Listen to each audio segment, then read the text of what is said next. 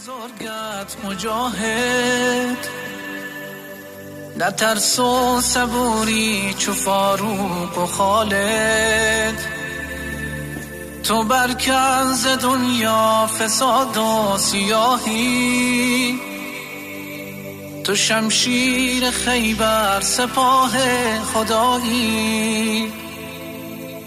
بلرزد ز عزمت جهان ستمگر، بکن شام دنیا تو صبح منور.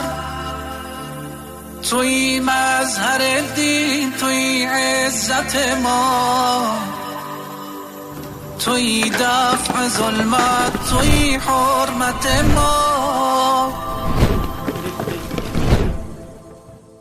د دې عصر اتل اسلام پال مجاهد، ختمون کید کفر فساد و ملحد.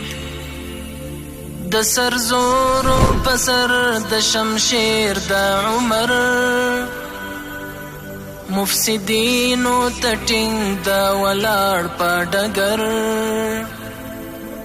ماتون کید هر ستمګر او جابر، مقابل د مغرور تا اجل د کافر.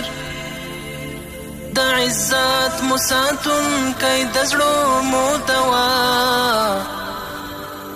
د مظلوم لپاره مسکا د مسکا.